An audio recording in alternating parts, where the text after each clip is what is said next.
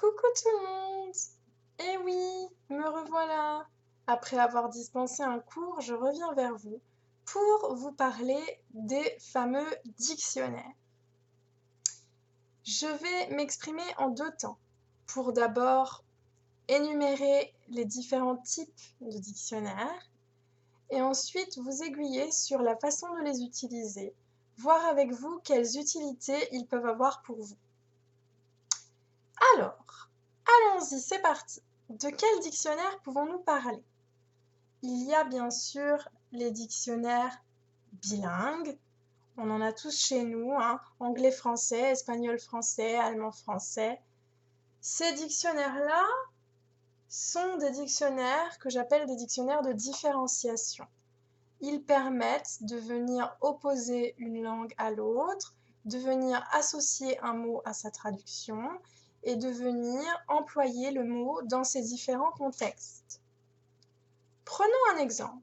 Si je prends l'adjectif anglais nice, vous vous rendrez compte qu'il a non pas une, mais de nombreuses traductions françaises. Si je vous dis The weather is nice, vous comprendrez qu'il fait beau. Mais si je vous dis This dish is really nice, vous comprendrez que je parle d'un plat que j'ai aimé manger, que j'ai dégusté avec plaisir. Si je dis This girl is nice, vous comprendrez que cette jeune fille est sympathique, que je l'apprécie. Et si je vous dis This dress is nice, vous comprendrez que je trouve une robe belle et que j'ai peut-être envie de l'acheter ou envie de l'essayer. L'anglais est une langue relativement pauvre comparée au français. Un mot peut être utilisé à toutes les sauces et changer de sens en fonction du contexte dans lequel il est employé. C'est pour cette raison qu'il est très utile d'avoir des exemples de différents contextes d'emploi. Il y a ensuite les dictionnaires électroniques, les dictionnaires en ligne, auxquels vous avez accès grâce à Internet. Ils ont exactement le même usage que les dictionnaires bilingues. Ils vous donnent différents contextes d'emploi, vous permettent de faire du terme à terme, c'est-à-dire d'associer un terme français à sa traduction dans une langue donnée. Il y a ensuite les dictionnaires unilingues. C'est le dictionnaire Le Petit Robert ou Le Grand Larousse que vous avez en français. On peut également le trouver en anglais. Vous allez me dire à quoi ça sert d'avoir un dictionnaire unilingue anglais ou espagnol lorsque l'on est français? Eh bien, cela sert à faire des nuances. Et c'est pour cela que ce dictionnaire s'adresse avant tout aux professionnels de la langue anglaise ou aux étudiants dans les cycles universitaires, la licence ou le master, qui veulent se spécialiser et qui veulent atteindre un niveau relativement élevé dans une langue donnée. Prenons l'exemple du mot landscape. Vous savez peut-être que lorsque je parle de landscape en anglais, je fais allusion à des paysages. Mais vous ne savez peut-être pas que pour désigner un paysage, les Anglais peuvent également employer le mot scenery. Vous allez me dire, ah oui, c'est bien Marlène, mais comment faire la différence entre ces deux termes? Quand utiliser l'un et quand utiliser l'autre? Je vais vous l'expliquer. Landscape est un paysage dans lequel l'homme est intervenu. Vous êtes à la campagne, vous êtes dans la forêt, vous êtes en ville, vous voyez peut-être des usines, des ponts, des passerelles. Ces bâtiments ou ces éléments ont été construits par l'homme. L'homme est intervenu avec ses mains pour venir modifier le paysage, pour venir supprimer ou ajouter un élément. Si je dis scenery, je ferai allusion à un paysage totalement naturel, sans aucune intervention humaine. Voilà! C'est une nuance parmi d'autres. L'utilisation d'un dictionnaire unilingue peut vous en apprendre de très nombreuses. Il y a ensuite les dictionnaires phonétiques. Ce dictionnaire s'adresse uniquement aux professionnels qui auraient peur de perdre la main ou aux étudiants des cycles universitaires qui souhaitent maîtriser la langue anglaise ou l'enseigner, peut-être. Ces dictionnaires vont vous donner la transcription de tel ou tel terme dans l'alphabet phonétique international. Ils vous aideront à retranscrire chaque lettre pour pouvoir prononcer un mot sans connaître son équivalent français et sans savoir l'écrire. Voilà, les cours de phonétique font partie des cours dispensés dans l'unité de langue à l'université. Sachez-le. Il y a ensuite ce que l'on appelle les dictionnaires thématiques. Ces dictionnaires s'adressent aux gens qui souhaitent manipuler leur langue maternelle pour produire des textes plus ou moins élaborés, pour écrire, peut-être même pour être publiés un jour. Je fais allusion au dictionnaire des antonymes, des synonymes, des contraires. Je peux prendre par exemple le cas de Charles Aznavour, qui nous a quittés, mais qui a écrit plusieurs centaines de textes, mais qui ne s'est jamais séparé de son dictionnaire des synonymes.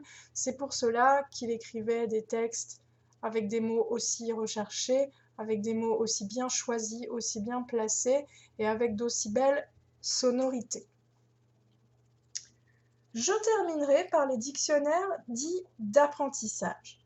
Qu'est-ce qu'un dictionnaire d'apprentissage? C'est un dictionnaire bilingue auquel on a rajouté une section.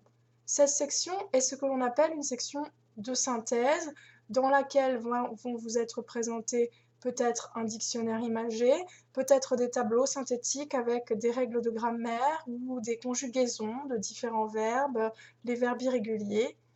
Ces dictionnaires sont dits d'apprentissage parce que pendant votre apprentissage d'une langue donnée, ils peuvent vous donner des repères, vous présenter une leçon sous une forme différente et vous permettre de fixer différents concepts, différentes règles ou différentes idées dans votre mémoire à long terme.